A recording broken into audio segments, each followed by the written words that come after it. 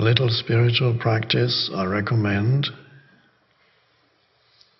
is to go to a public place like a cafe or wherever you can sit, or out in the park.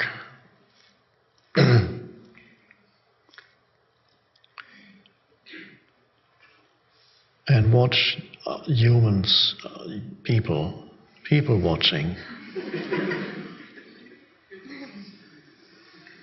The only difference between ordinary people watching and this kind of people watching is that your practice is not to attach any label or judgment on any human that you watch. You allow them to be as they are, as they walk along or sit, whatever they do, and enjoy the incredible spectacle of the multiplicity of human forms. There is no good or bad or whatever, just allow them to be, and so the mind does not call them anything. You're there as an innocent observer. It's a beautiful thing. It even does something to the energy field where you are, where you're sitting. It's something you bring in a different frequency, but that's a secondary thing. You don't start thinking, I'm here to bring in a different frequency. Just be there as an alert watcher. It's you begin to love other humans, which for some people is a hard thing.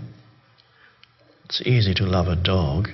Well, it's easier to love a dog than a human, usually, because the dog there's no mind in the way. Dog doesn't judge you, or the dog has unconditional love, tails wagging.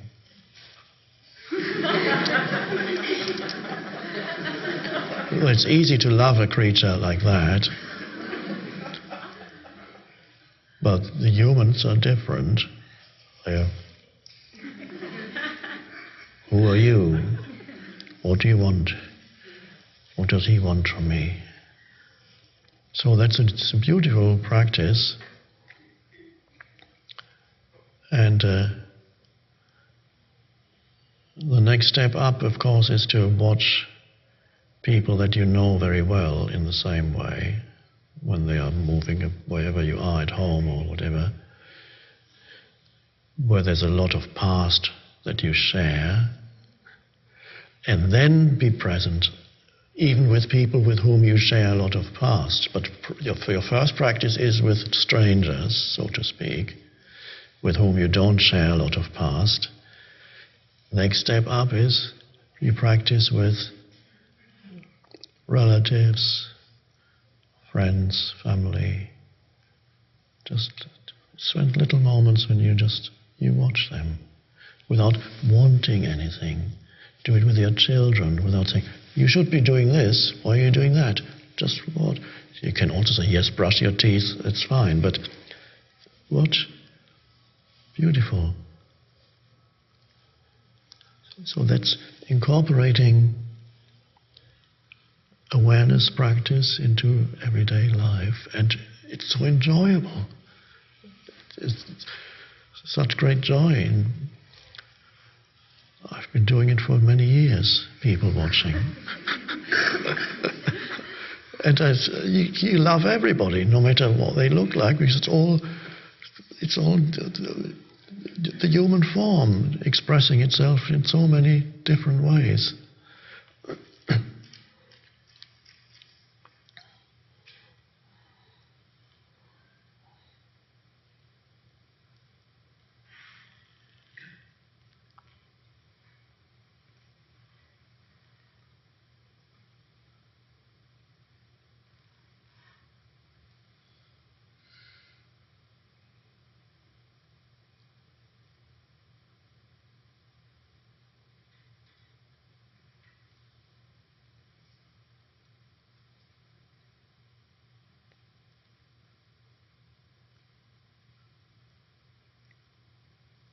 course, then maybe people, by the way,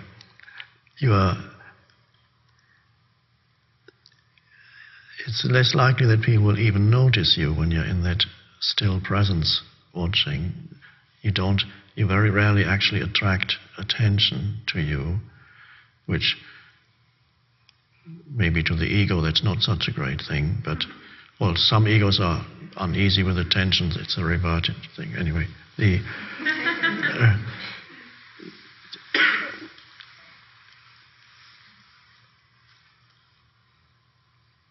well, there are two egoic states. One is to want to be seen, and the other egoic state is to be afraid of being seen.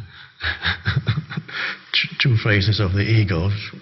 The ego may say, okay, I go to a place where people watch other people, and so a long time ago, I lived in Spain. It was in the middle 60s as a teenager, and this has changed now, but at the time, every Saturday evening there was a cafes along the main avenue, one cafe, outdoor cafe after another, and every Saturday evening all the people would dress up in their best clothes and just walk up and down and up and down, and some people would be sitting in the cafes watching the people walking up and down, and then the people who were walking in turn would sit there and watch the others walk up and down. It was the most enjoyable activity for a Saturday night.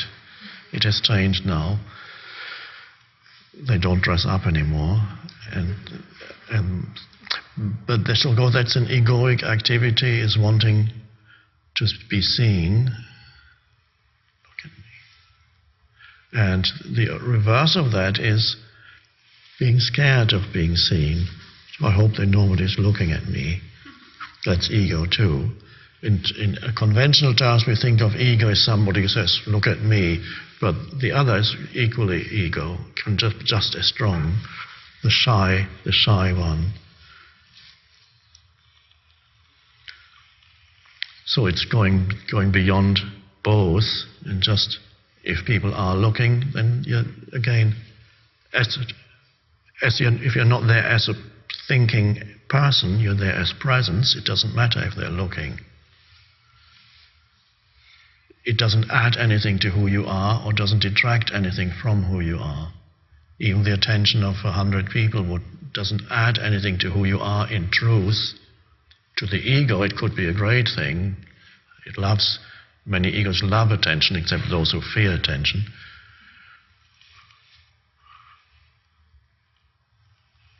So,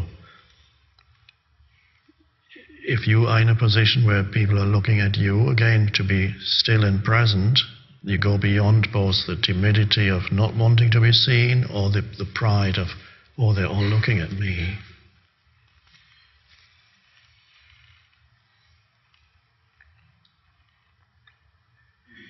Ego is Narcissus, is the image of who you are in your mind, which gets reinforced by others. It's a phantom.